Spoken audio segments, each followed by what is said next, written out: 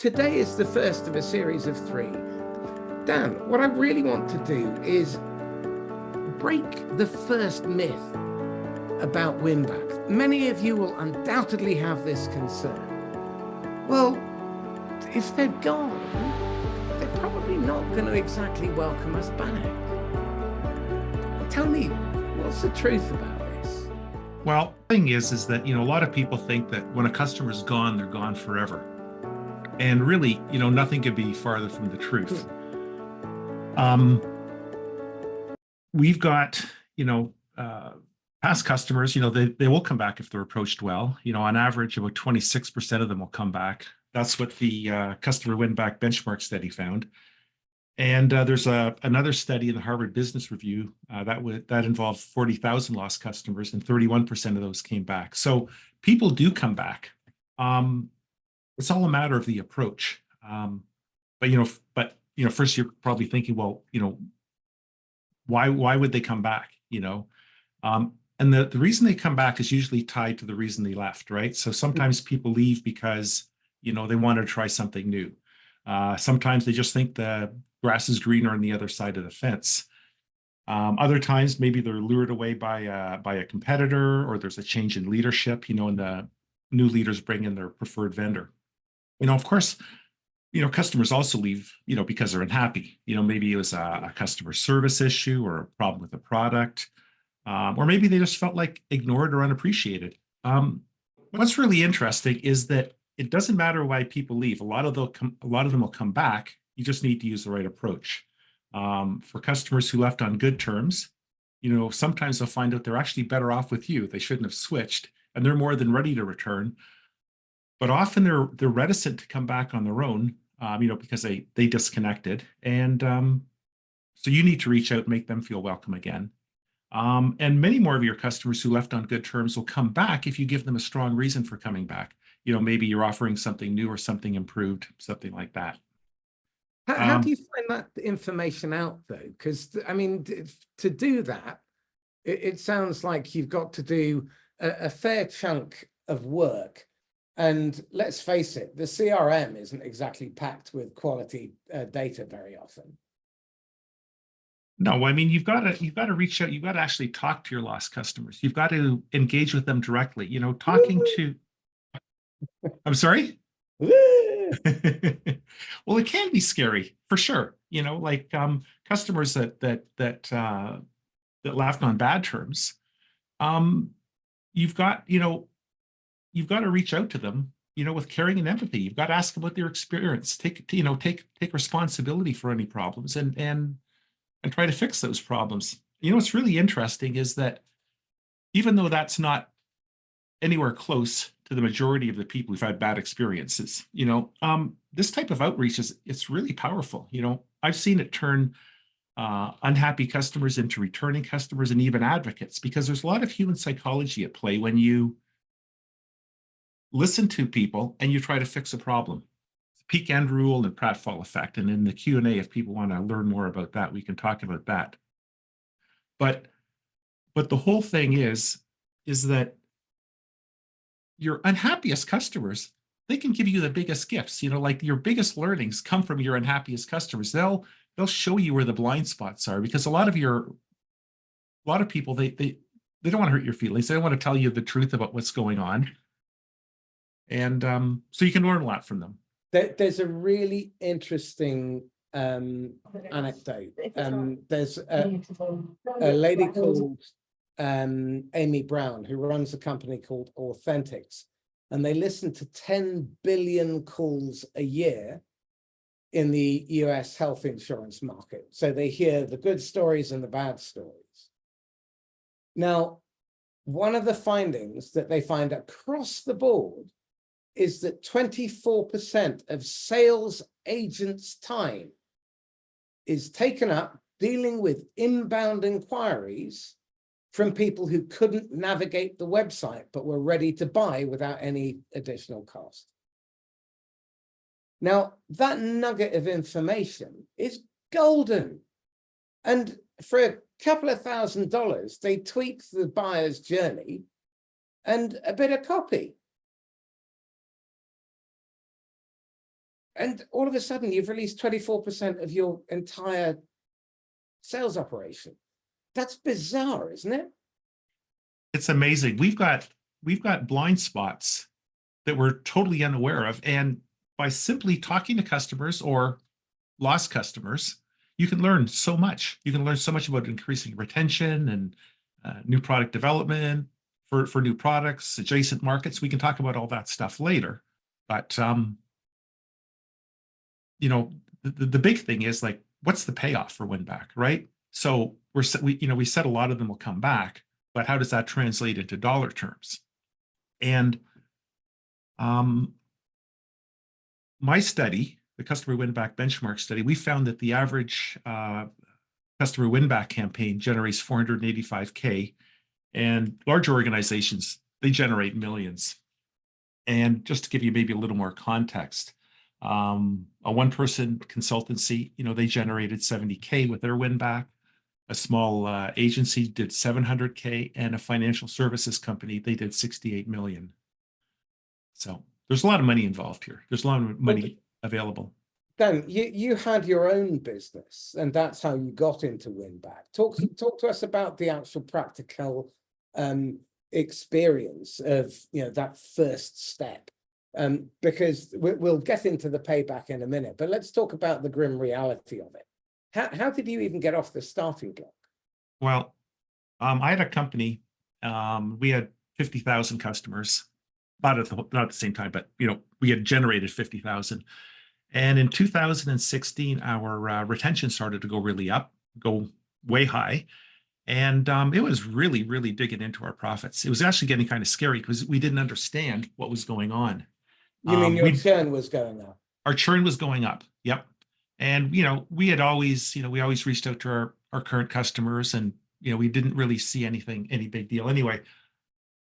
So what happened was I was tasked with fixing the problem. I was one of 3 founders, and this was my job to fix this problem. So what I did is I just threw everything I knew about marketing at this problem, and I created a Winback program. And there was hardly anything out there at the time about Winback. And so anyway, I wasn't optimistic about it because we'd already reached out to our people, just said, if somebody left, we sent out an email, most of the time anyway. Anyway, so we launched the program, and it was this massive success. I mean, it was shocking. We had a 57x ROI right out of the gate. It was nuts. This was the fastest, easiest money I'd ever made, and I became a true believer in this idea of that when people, they might be gone today, but they're far from gone forever. Our sales cycles were way shorter. It was much more profitable because it costs hardly anything to reacquire the customers, right? We'd already paid the cost of acquisition.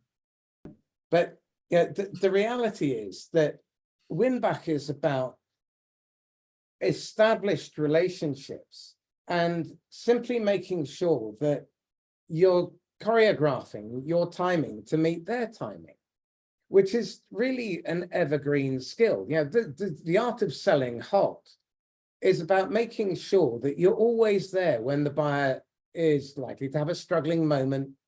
It's predictable, and it's not, I mean, I can't remember the last time anyone asked me an original question, gave me an original objection, or asked me for an original piece of information. So all of that can be planned and prepared for.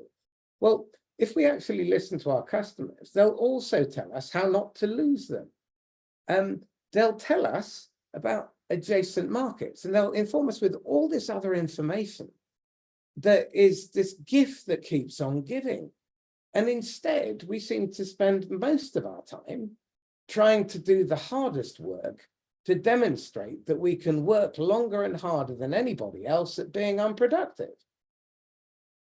I'm just baffled. That's why you and I teamed up. That's why we've set this entire series up, because it's just baffling to me and to you why anybody would choose to be that ineffective when you don't have to be. I think about someone like Stephen Donohoe, who moved from Australia to London, new market, new company, new product, completely different sector and no network. And in 18 months, he's the #1 salesperson in Clary by selling hot, not cold. It's just insane. So I've deviated. Rob asked, what sort of size company makes 485 grand off a Winback? Those are small to medium sized businesses, and we define those as companies with 200 employees or less. And actually, in reality, in the study, most of them were like 50 employees or less. That's interesting. And what about for smaller consultancies? He asked selfishly. Yeah, what we found is the average was about 70 grand. That's US dollars. And for an investment of? Well, for the consultancies, it was basically email and phone outreach. It basically, they basically called it next to nothing. Because it's, we get into this later, but the thing is that the cost of engagement is so low, right? Because they already know you, right? A past customer will engage with 1 to 3 touches. Whereas what is it? How many touches does it take? When you go cold? Not hundreds, dozens, right? Dozens.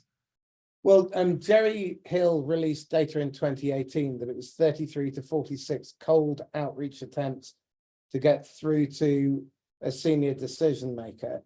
32 for normal real businesses and 46 for IT businesses.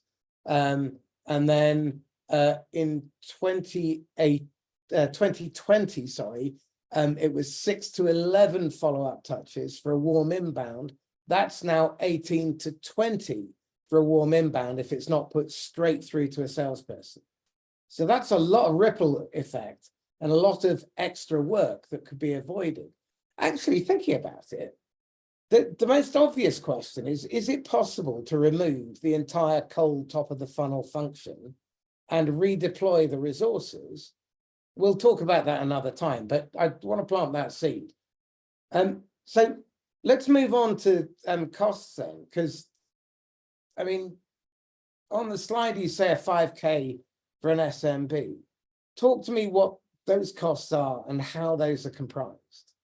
Yeah, so the study showed for these SMBs that generated 485K, they reported that their hard costs were under 5 grand. And it's cheap for a lot of reasons, right? First of all, your leads are free. They're just sitting in your CRM, right? You don't have to pay salespeople to qualify the prospects or educate them on your product or create relationships. That's the hard part of a sale, right? That's the expensive part, building that relationship, getting people to actually choose you over everyone else. And all that work has already been done. You're like standing 3/4 of the way up the mountain, right? So basically your cost of acquisition has already been paid. You just need to reawaken the relationship, and that cost is extremely low. And compare that to cold. You've got to pay for everything, and it's getting more and more expensive. The cost of acquiring a client just keeps going up and up and up. Your expenses keep going up. With a show of hands, just using the icon at the bottom, tell me something. How many of you have actually tried to win back customers in the last 6 months? You use the icon thing so that we can just get a sense off the screen.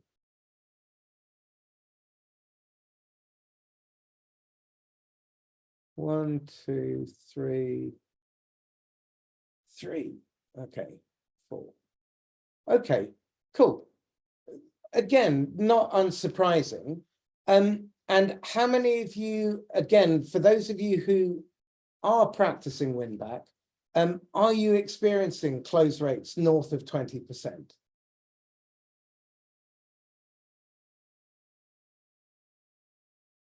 Okay, so I think that speaks to another interesting issue, which is whether, if you're practicing Winback, whether you're really practicing Winback or just more activity. So that's a hard one. let's look at the ROI first of all, because it's important to understand what the upside is, because this isn't about trying to rub salt in the wound. It's trying to find where there is revenue at your fingertips if you choose to unlock it. So Yeah. these are big numbers and hefty claims. So you're going to have to defend it, and you're going to have to defend it to the satisfaction of my wife, the CFO. Fair enough. Fair enough. So I've got a big range here, 32x and 182x. And the difference is that the 32x group, that average, that's for campaigns where the cost of re-engaging and winning back is very high. And the 182x, that's the average for win-back campaigns where the cost is really low. So I'll just give you two examples. So one example of a high-cost campaign is this HR agency. And they spent almost $50,000 on their win-back campaign because they had to wine and dine entire HR teams. That's how business was done in their niche. So the campaign generated 1.5 million. So that ROI was 30x. Okay. Now, at the other end of the spectrum, and this is where most companies lie, the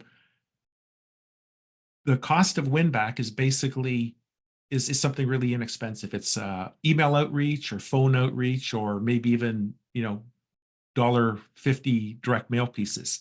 And a good example of this is Ron Contorno. He does win-back campaigns for Major League ball clubs, Texas Rangers, Detroit Tigers, and he gets an ROI between like 173 and 181x. And the reason it's high is because he's just sending out low-cost direct mail pieces, and then people are just taking the orders on inbound. So that's also very typical for any kind of mass market SaaS product, where if you engage and buy and acquire your customers, with something like with email, you can win them back with email. And it's just phenomenal, the ROI, because after you do your first couple of campaigns, you've really zeroed in on exactly what it takes to win them back. And when you understand that, it's you recraft your emails or modify them, and it's just like you can just run the same ones like over and over and over again. You keep doing win-loss analyses afterwards to make sure you're hitting the middle of the target. But oh my God, that's what we ended up doing in one part of my business. We had tens of thousands of people. We just re-upped, not tens of thousands, many thousands. We re-upped straight through, just through email. It was like there was easiest. a really interesting story. Sorry, there was a really interesting story in 2008. The head of marketing for HP's education arm, her budget was slashed from 3 million to 30,000. And they still gave her a 30% increase in target, as they do. And so she came up with a really simple plan. Write to anyone who'd bought something from them in the prior 8 years and offer them something similar but different. And she made her number. Now, more often than not, it takes a little bit of savvy. I was chatting to a chap called Stan, who sells fire detection equipment to places like Texas and California. And there's a power company that's almost bankrupted in North Texas. And he needed to get in touch with the person responsible. And so what he did was he contacted he gave a donation to the Baptist church in Berlin, somewhere in 60 miles north of nowhere. And then a couple of days later phoned up and started a conversation with the admin there and got put through personally to the person responsible. Now, this type of smart thinking is one of the many strategies that you can start piling on top of Winback. your network, the ecosystem. So these numbers in terms of multipliers, you can start to stack them. That's what makes me most excited about this, because the idea of being able to do twice as much for half the work and get paid twice as much for it. That means that we end up with a massive lifetime value. I mean, when you win back a customer, what's a typical lifetime value compared with a new cold? It's well, first of all, it's better than a new cold, and I can talk about that in a minute, but lifetime value doubles or more for customers you win back. The Customer Winback benchmark study found it was about 110, 112%. This more the second time around. Harvard Business Review found basically the same thing. And in the aggregate, in the thousands of customers that I've won back, I've had the same experience. So it more than doubles for a number of reasons, right? Just think of it. First, they've got to buy your core product again, right? And then they'll buy upsells and cross sells, but they buy them at a much higher rate than a new customer. Client Success did a study, and they found that there's a 65% probability that a mature customer will buy an upsell or cross sell, but only a 13% probability that a new customer will. So it's 5 times the number. And the thing about past customers is when they come back, they don't act like new customers. They act like mature customers, and mature customers buy more than the new customers. But even just wiping all that aside, lifetime value doubles. So you've got this great combination of high win rates, or if you're in SaaS, you call them conversion rates, right? High conversion rates. And when they come back, they generate significant revenue. So this is another reason why I'm just enamored with Winback.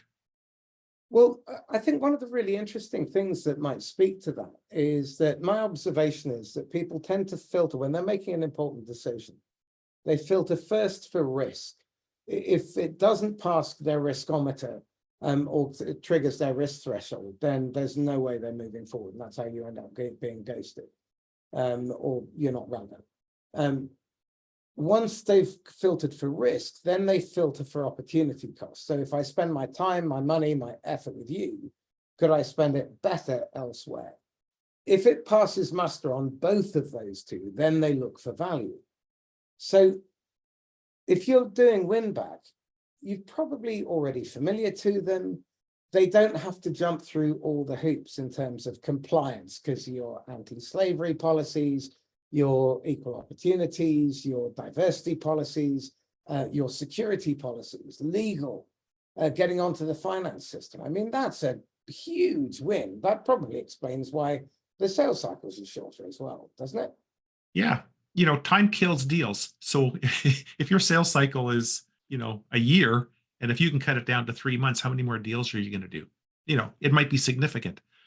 And also, if they know you, like, if you mitigate the risk and you keep the value, like if you're in a very highly competitive market, and you lose a piece of business, well, actually, I'll give you a story. So Greg Briscoe, he was in IT services, and he had this huge customer, La Quinta Hotels. Like, I don't know how many properties. I think it was 1,200 or 1,250, and they lost the contract.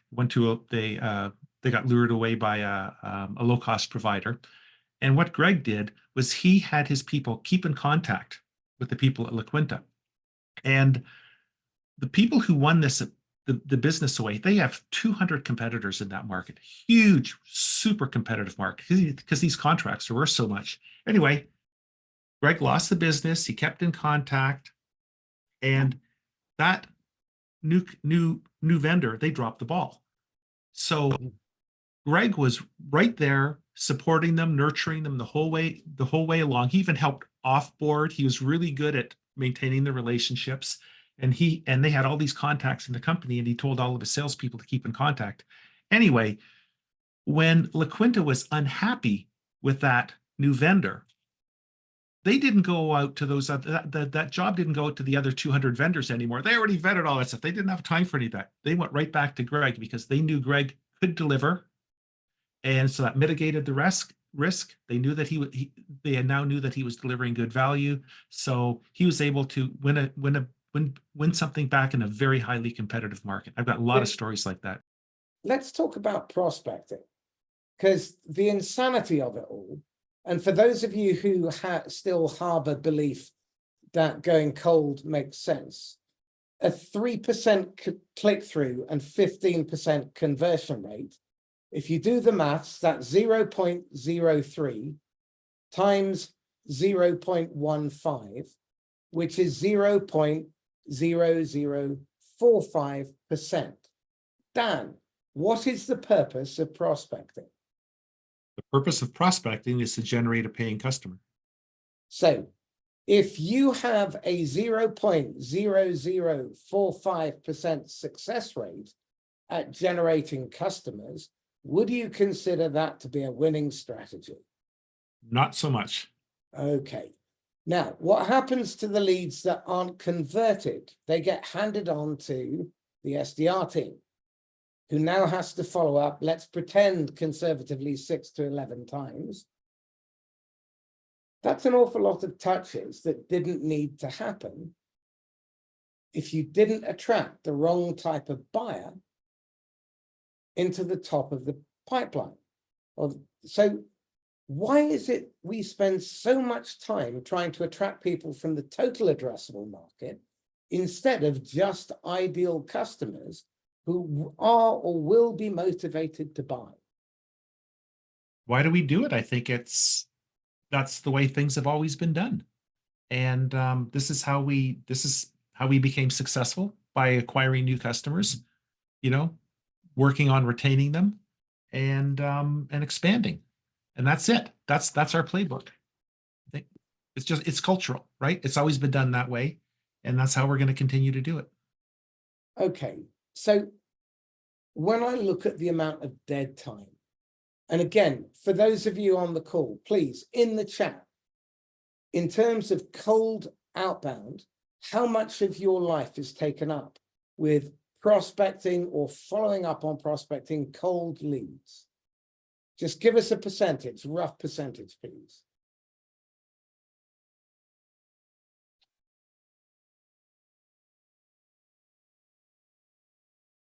Okay, so Rob, Nancy, you're selling hot. 70 to 75 to 90. Learn from the best. Depressing lot of time. Yeah, got it. 40%. And the worrying part as well. Okay. 50-50. Okay, so we're talking anywhere between 40 and 90%, except if you're at the elevated end, that's marked as 10%. And again, I'm not saying don't go cold, but get it right first. That if you can precisely target, and one of the things we'll be talking about in the next webinar is how you can use technology to help you dig into the small data to identify just the right people and how to communicate with them. One of the things that we'll bring in the third webinar is another piece of technology, which is AI that thinks like a human being. I mean, imagine being able to adapt and modify your communication on the basis of localization down to the level of masculinity in Saudi Arabia and how much they like to control things. And probably the weather isn't a good example there because I'm guessing it's hot. But down to things like the weather. So you can precisely time your messaging to exactly your customers and only attract the right ones at the right time. That is available to us today. So if any of you are harboring doubts that you should be still be going cold, get rid of them for a while and just imagine for a moment that you could generate 3 times faster sales. What would you do with the additional time? Dan, when you practiced your win-back campaign in your business, how much more time did you end up being able to spend in front of customers, developing relationships internally, creating processes and systems that made your life easier? It freed up a ton of time. And what we did is we simply doubled down on what was working for us best at the time, and that was creating partnerships. So it was a massive boom. Our regular sales cycle was, we had to source leads, we had to contact, we had to qualify them, we had to educate them, we had to do all these things, right? And that took a ton of time. But with the win-back, so much of the sales work was already done, right? So our sales cycles were considerably shorter, and we wanted to keep optimizing. And so we basically stopped trying to create relationships, one-on-one, and we just went full out partnership. Anyway, so that was one of the big benefits. We could just go full out partnership. Well, the roadmap that we're laying the groundwork for here today is a pathway to 4 months to have 200% more qualified prospects, motivated buyers in your ideal customer profile within 120 days and cash coming into the bank, and to create pipeline and revenue certainty by taking what you learn and then amping it up by applying the principles of the channel and focusing on executing as efficiently as possible, because that number on the screen allows you to manage this one metric, which no one else is really paying any attention to. And that is the value contributed per seller hour.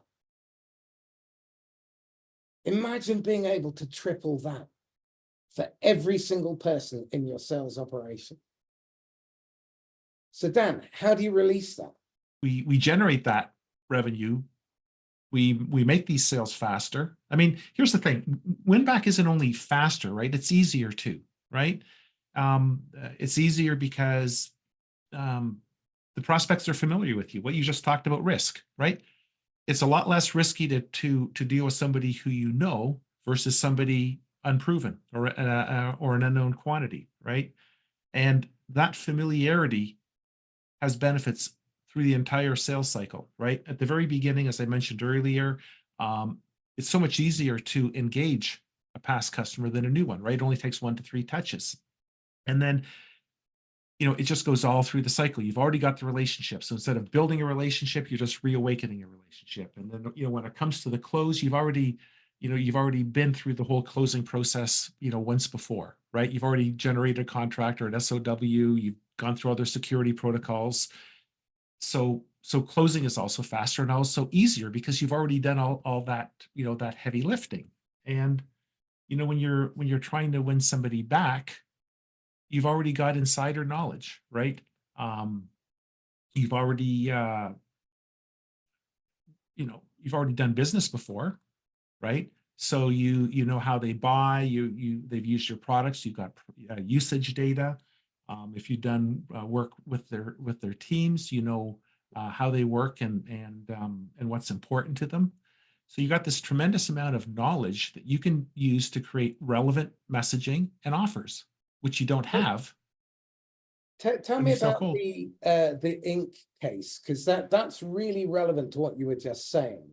And I think a lot of people on the call will be able to make the intellectual leap in terms of the ongoing payoff and the ripple effect. So talk about Ink Magazine.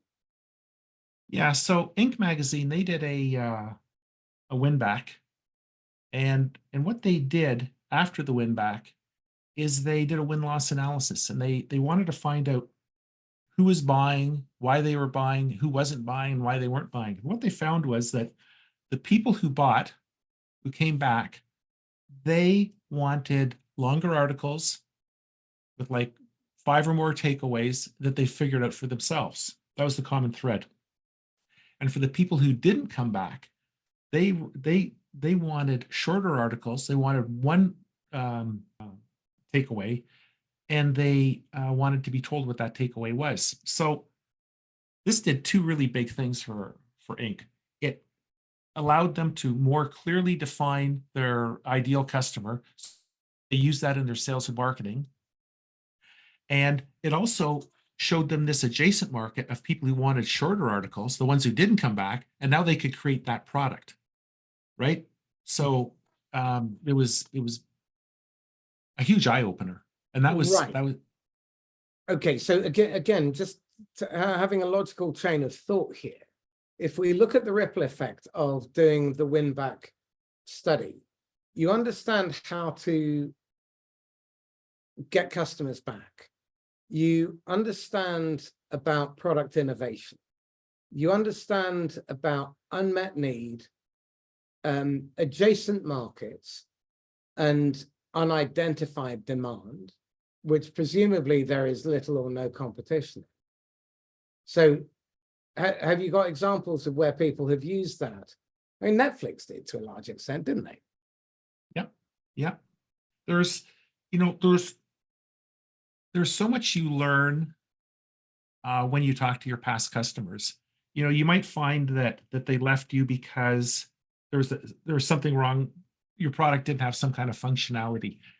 And there's a gentleman, and he was in a business adjacent to the oil market. And when he went back to find out why they were gone, their product couldn't deliver what they wanted, but nobody's product could. But what they did is because his product already delivered so much of what they needed, he worked with them to co-create a new product. And then when they co-created that new product, it was exactly what that market needed. And he was able to get into the actual oil part of the market, which was the really lucrative part, which nobody else had been able to break into because nobody had that inside knowledge, that co-creative power. Well, that's interesting, because that then speaks to the trust issue, doesn't it? 100%. I mean, they already know you. They know that you do what you say. They know that you do good work. So they're willing to spend time, or some of them are willing to spend time creating that product because they think you're the best person to do it because of what they know about you. So again, what are the biggest challenges that you guys are facing in terms of filling your pipeline up? Because this does offer instant pipeline. I mean, literally, within the first 30 days, you should be able to start reaching out to prospects. Is that fair? Yeah, 100%. And you're not just filling your pipeline with anything. You're filling your pipeline with sales qualified leads. And I say they're sales qualified because they've bought from you before. So they had a need from the past. And if they had that, and they probably still have that need or have it again in the future, right? They chose you all above your competition. So at one point in time, there was something special about you, your product, or your messaging. So,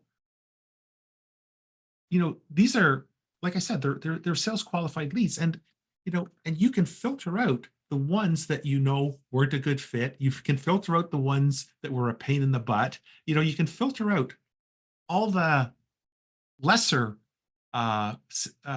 leads because you've already engaged them. You don't know any of this stuff with new prospects, so you can really cherry pick and put some really a large number of high quality leads into your pipeline. So major problem, certainly within SaaS, but I'm seeing it across the board in many industries, is churn. Presumably, if you're speaking to customers who left, you can find out why they left and then identify the customers in your existing customer base who are likely to leave and at risk, and therefore stop it. Yeah, 100%. Like, churn is a silent killer. The average business loses half their customer base in 3 to 6 years. And Winback helps reduce churn because one of the core functions of Winback is to find out why people are leaving and then to actually plug those holes, right? So when you do a Winback campaign, you talk directly to lost customers. You don't guess why they left. you know, and then you find out why they want to come back, and then you go and you launch a campaign, and you find out was that the truth, right? And let's just say that it was truth adjacent. You know, you had to do a little bit more to win them back, or they didn't tell you all the churn reasons. So after you do your campaign, you do this win-loss analysis, and you ask them, you know, why did you buy? You know, why didn't you buy? And so you get this much deeper perspective on why people churn. And then you see the people who came back, and you ask them why they came back, and you knew this is how we plug that hole. So none of this is theoretical. So you're really, really digging deep into actual things that work for improving churn. And that actually speaks to why the retention and the lifetime value are higher. Because if you listen to somebody, they're going to feel heard. And all human beings want to be heard, feel felt, and be understood. And our number one driver as human beings is to look for what feels familiar, whilst at the same time seeking novelty. Yeah. That's how messed up we are. Yeah. Okay. I just want to underline one thing before you, Marcus. Like this can be a really big deal. I've seen churn get just knocked right down. Tom Williams and his EVP of sales at one business, they increased retention by 14%. They took it up from 83% to 97%. And, you know, Tom's a brilliant guy, but what made this work is they found that reason why people were churning. And, you know, it's not like they'd never tried to fix their churn problems before. He just approached it from a different angle. And not only, and this is fascinating too, Tom didn't only increase retention by 14%, but he won back 90% of his lost customers because there's this one thing that they were doing wrong, and he found it. So anyway, yeah. Well, but again, remember that compounds every single quarter, every year. That stuff doesn't just go away. It's not a one-off like a transactional sale. And herein lies a major difference, which is that you're focusing on trying to prospect for customers for life. What you're not trying to do is find someone to fill a meeting quota. Yep. It feels very different when you're on the receiving end, doesn't it? 100%. And when you feel that way, when you feel better about that, how much more likely are you to become an advocate or to refer? Okay, so let's, we're coming close to time, and I want to make sure that there's time for people to ask questions as well. So random acts of outreach are not win-back. So what are we doing when we are doing, because when I asked, you know, who's got north of 20%, no one put their hand up.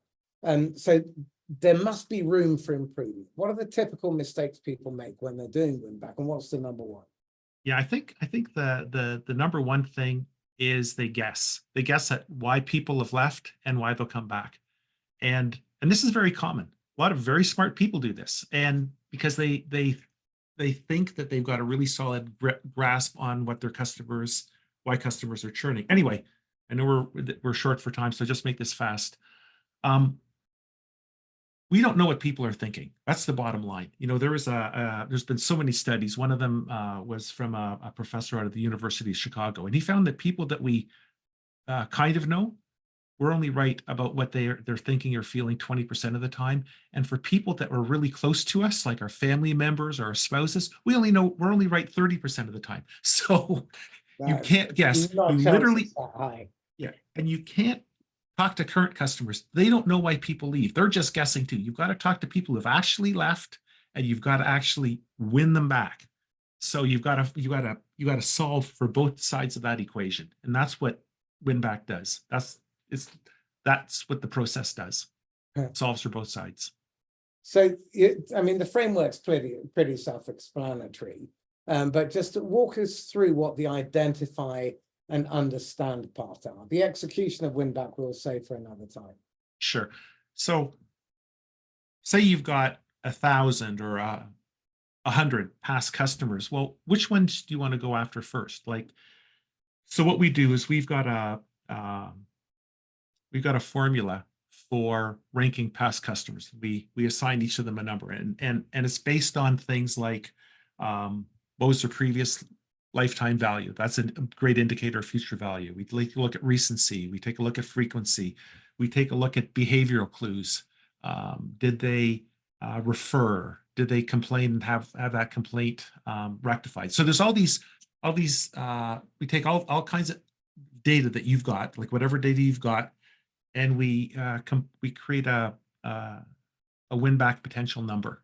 So that's the first thing we do. We identify the customers with the best potential, and then the second step is we want to get a deep understanding of why they left, what it'll take to win them back, so there's no guessing. And we do that with a trio of surveys: an internal, external, qualitative, and external quantitative. So we want to find out the internal one gives us context. The external, quantitative, we find what the big rocks are, and then the qualitative, it tells us which one of those rocks is biggest, what's the biggest reason for them to churn, what's the biggest reason for the comeback, so we know the number one thing to hit first. And that's what we do in our first campaign, because those insights, they'll tell us what kind of messaging we need to offer. They'll tell what kind of an offer we need to make and how we need to wrap it.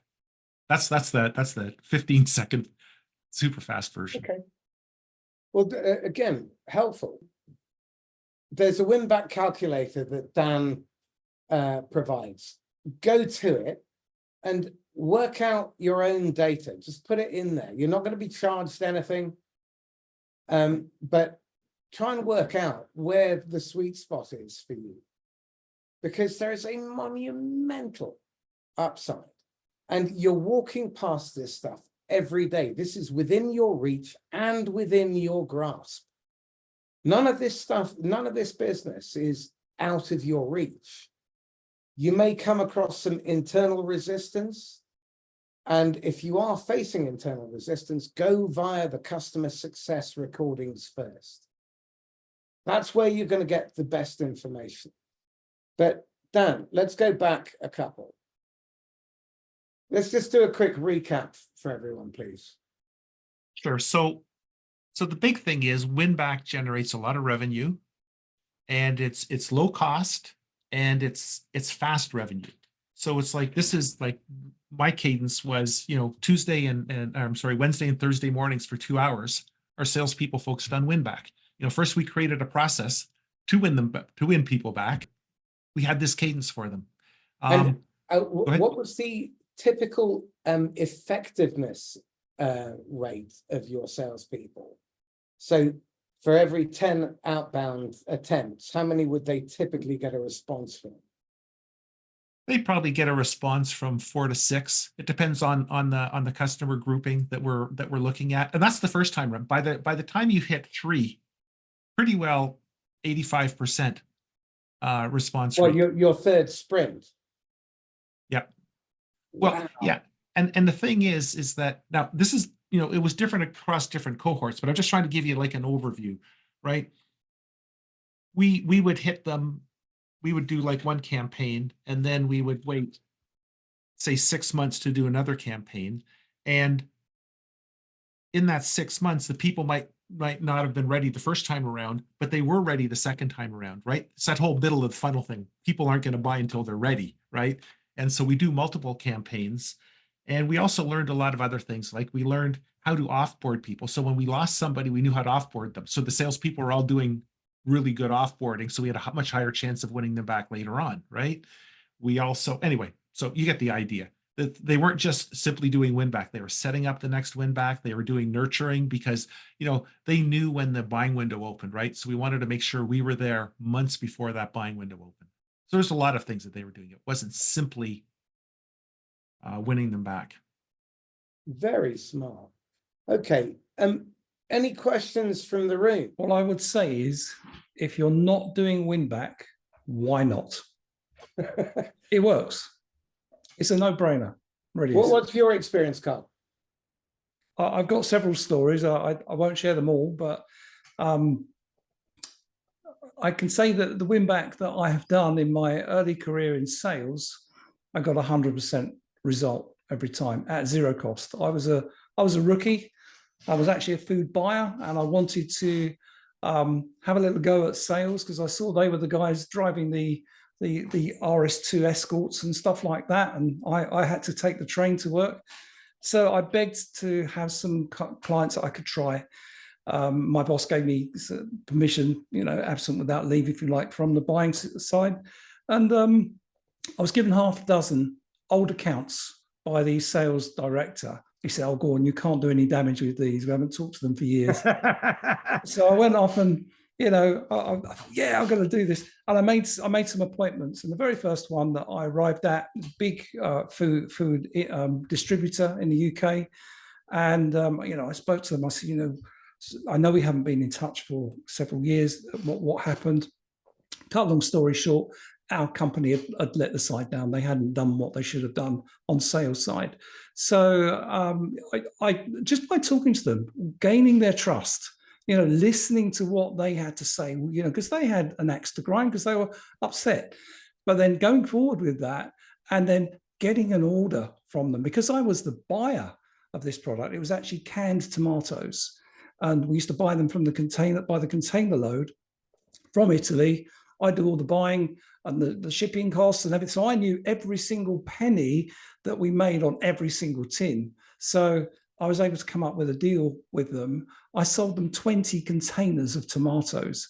Each container is like a 20-foot container with, I think, 2,500 cases of tomatoes in it, with 24 tins in each case. So you can work it out. Now, a good salesman, an average sale would be 3 containers. A very good sale would be twice that, 6. And there's rookie Carl, who's actually a buyer, but an imposter salesperson, going in to this company and doing a deal with them. I came back, I was jumping for joy when I went out of there. The next day I went into the office, presented this to the business. The CEO, chairman, it was like an old-fashioned company in those days. He sat in this glass room, and he called me in with the sales director and some other people in the sales team, and he wiped the floor with us.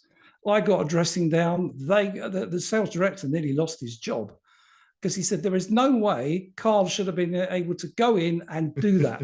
He's not a salesperson, and it just shouldn't have happened. So what went wrong? Of course, I didn't get the job as a salesperson, but I went on and I actually made sales with the other 5 dead customers that I'd been given. So you've now made a really important point, which is I believe that selling hot, and Winback in particular, is a catalyst for procurement to become the hero. Yes. Yeah. Because if you know the numbers, you know your product, you know your costs, you can actually then come up with the best deal for them and for you as the business. You're not making any losses and you're making a good profit. And finance too, because the top of the funnel must cause the CFO to have palpitations. The amount of money spent on marketing, data, technology, people, governance, recruitment, HR, all that gubbins, that's massive. And none of it's necessary. And Ford RS escorts cost a lot of money in those days. So all of those things, add up. But, I think we're too, and even sort of recently, I've been working with an e-com business. I won't share who that is, but they are absolutely 100% focused on acquisition. And I'm saying, well, hang on, I've just seen Dan's picture there, the leaky bucket. Yeah. And I'm saying, what about all these customers that you're hemorrhaging out the back door? Oh, we're not interested in those. I said, well, someone should. I felt so passionate about it. I thought if I could set up an e-com business just like theirs, I would call those customers and win the whole lot back for me, because that's something that we should consider. When customers are arrogant about the customer, when businesses are arrogant about the customers they're losing, someone should be able to say, well, we're going to win those back as a business, as a win-back business. Yeah. That's exactly what disruption is, isn't it? It's people spotting the opportunity that other people miss. The reason I love Winback and the customer interview is you've got an opportunity to go and find out what you missed, how you're wrong. Amy, you've got your hand raised. Fire away. Ask Dan a question. Try to get out of trouble with Suzanne. The bit I was interested in is around the kind of the quant and qual kind of surveying of both internal teams and clients. So I think we missed that quite a lot, and that was a really missing piece in this, which was actually how do you do that, and is it that you would like reach out with some survey questions to the client to find out, kind of get a broad brush view of that? Is that what you were saying, Dan, when you were talking about survey? Yeah, so the goal is to find out why people left and what it'll take to win them back, right? Yeah.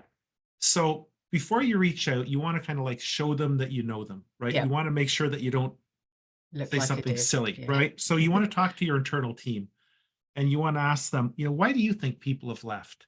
What do you think it'll take to win them back? I've got a series of questions I can share with you if you'd like. Just text, let me know. But the thing is, so first you get that context. Yeah. You just want to make this as relevant as possible. You've got lower value customers, like are they like, say their ACV, annual contract value is at like north of like 50,000, south of 1,000? Just give me some example. North of 50,000. Yeah. Okay. So yeah. Okay. So they're very valuable. Yeah. So what you want to do is you want to talk to the customer success people, anybody who's customer facing for each of those customers. Okay. Yeah. You want to understand, was there any special buying criteria they had? Was there any special problem they had? You want to take a look at anything that is really relevant to them. Does that make sense? Like you want to dig deep. This isn't something you do generically now. Yeah. And then you want to reach out. So you get all that background, and then you reach out to them individually and ask, and the ask is for, we'd like to learn, we want to do better, things went sideways, and could we get some feedback? You need a good reason to reach out. That's the thing. Yeah. Okay. And I can help you with stories for that, because that's also another thing. But the bottom line is that, so you don't need to worry about the qualitative and the quantitative, right? All you've got is quantitative, because every one of those customers is worth investing a few hours to understand why they're going. Yeah. And you actually can start off with an email to try to get people back. Brian Matamore, he's one of the top ideation people in the States, and he just sent out an email to all of his customers, our clients, and he charges serious money. And he just said, listen, you bought this before. I'm thinking about offering this. Can we talk and see, get your opinion? That his story was getting the feedback. So there's many different ways of doing this. And I would go and talk to Carl. He's pretty brilliant. He knows he could figure this out in minutes. Well, one of the things we built into the selling aptitude test deliberately was executive engagement. And that's something that people fail to do. And this is a great opportunity to engage your senior executives, to actually go and talk to senior executives in past customers, and let them have their ass whipped. Go in with some humility and listen. Almost nothing beats being heard. Human beings want to be heard. And if you listen deeply, miraculously, and then you actually act on it, instead of sending out these surveys and then doing nothing with it, or taking 18 months to do a half-assed attempt, you come back with something absolutely precise and rock solid. I'll come back to your comment in a second, Carl. Rob had his hand raised. Rob. Carl. Yeah, so I'm a huge advocate for reacquiring clients. Though with my clients, they struggle with this, where I'll give them advice to do this and how to do it, but they often fear reaching out to clients to see if they're at risk, because they don't want to kick the sleeping dog, which is just the worst thing you could possibly do. And then in other cases where it's to reapproach them, where they're afraid to reapproach them, they don't know what to say. I'm saying you must add value. Give them a reason to talk to you. Try to help them with something, not even just saying, hey, how's it going, but giving them a reason to want to speak to you. How do you help push people into actually taking action on this? Because I have difficulty motivating them to do it. The reason that people tend not to do Winback, the reason that they're not motivated, there's a few reasons. One is they don't know the numbers. If they knew that their sales cycles are going to be way shorter, and you can articulate that. If you can, I show do them the- articulate that part of it. Yes. Okay. So maybe it's something like Carl had, like this was the way that business is done here, and we don't do things differently. So we're not interested. Our minds are closed off to it. Is it something like that? Yeah, I think it's more of like a psychological barrier, like an actual fear, where they're deliberately not taking action because they're afraid of what the response might be, or that maybe they have anxiety pent up around reapproaching someone who Sure. like once denied or invalidated them. If they have extreme reticence to do this, you can hire an outside firm to go and do the initial outreach and find the people who are really angry, But I always recommend having somebody within the company who's reaching out as a learning call. That way, if somebody's upset, now they've got somebody to talk to. They're not going to chew the ear off the person who didn't do that bad thing. You approach them like, we're here to do better. We didn't do well the first time around. What happened, and maybe how can we make it better? People Right, and don't what about the apathy of what they have apathy toward? So that side, yes, but the Okay. apathy towards reaching out to a client where they left on good terms. They're afraid also to reach out to people where they parted ways as friends. They provided a good service. There was nothing wrong with it, and everybody was happy in the end of it. But going back to them saying, "Hey, do you want to buy this again?" There's also apathy toward that. Yeah, well, I mean, I don't know why. you can do the same thing, but it doesn't have to be wrapped up in a sales call. It can be, how are things going with your new vendor? What's changed in your business? So should I actually give them a script for it? Because I give them advice on how to approach what to talk about, but Rob, maybe we're going to be giving them covering a clear lot of this direction. in the next webinar. So this time next week, we're going to be covering off a lot about how you create alliances and you engage other people to give discretionary effort willingly, because it's all about creating empowerment with other people. It doesn't matter whether it's internal or external. And as I said in the chat to Carl, the hardest sale is often the internal one. The majority of my clients come to me having beaten their head against the wall, already successful, and just frustrated that they're not able to get it to go beyond that initial win for themselves because there's resistance. Well, that's a matter of choreography and recognizing and taking on one of the most important messages from next session, which is move your time frame. Your time frame needs to move from the short term, the 0 to 6 month time scale, which is basically shark infested waters, to 6 to 36 months before your prospects, your future customers, will be in active looking phase. In the meantime, you carry on as you are so that you keep your shareholders happy. But what you do is you take Winback through customer success, and you start with the customer success recordings, because you've got thousands of hours of recordings.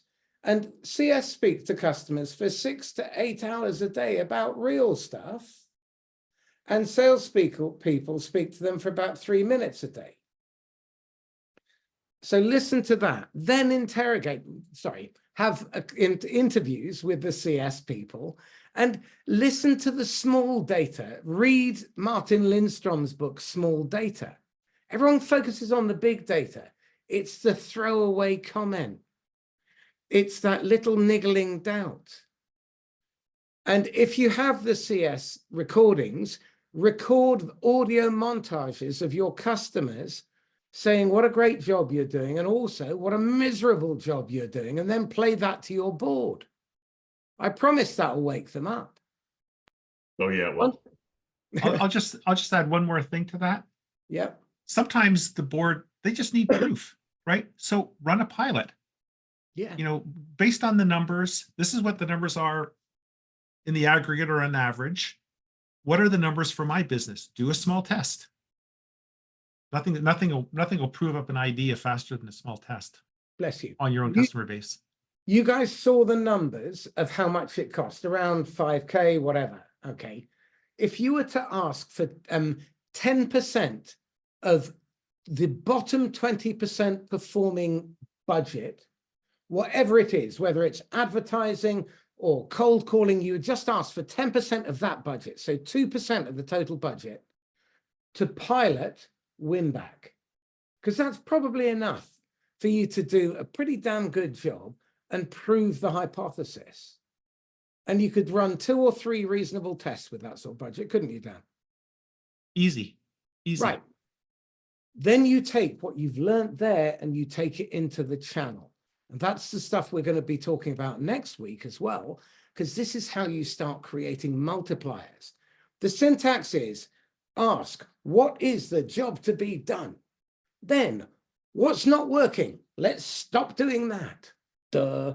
Okay. Then let's work out how to make it work. So unless it's generating at least an 80% success rate, we keep working at it. And even then we keep iterating, but the minimum baseline is 4 out of 5 times it delivers the outcome we intended, not 0.0045%. Okay. And once we've worked out what's working, then we multiply, then we scale. We don't scale ineffective. We only scale effective stuff. And we test and we test and we test and we iterate. That's this whole process. And that's the journey you've just begun. So we're going to be going really hard on selling hot. Okay, I'm introducing the new methodology that Suzanne and I have developed called the Ally Method. It's all about removing perceived risk in your brain, in your buyer's brain, and in the manager's brain. Because if you don't have psychological safety, you get in the way. And you show up with the intent that you intend to sell. And no one wants to be sold. They love to buy, they hate to be sold. So what we're doing is introducing that. You'll see how it fits in with Winback, with channel sales, and there's a choreographed process so that over 12 to 18 months, depending on how timid you feel, you can move from 100% cold to 100% hot with your baseline close rates in the 20% mark, going up to 85, 95%. Third of the sales cycle length. All of this stuff is being proven. People out there today that were on this call are doing it. Okay, so that's what's on offer. If you want to have a coaching session and a one-off session with either Dan or myself, DM us. And if you could tell other people, we'd be very grateful. Okay, so that's the promise. If you've got questions about Winback, if you've got questions about selling hot, then just get in touch. You know, we're absolutely here to help. We're trying to create a better future for all salespeople, and more importantly, for customers. They deserve better. I fundamentally believe that it's up to us. And the 3 things you're going to learn about next week are about self-mastery, relationship mastery, and performance mastery.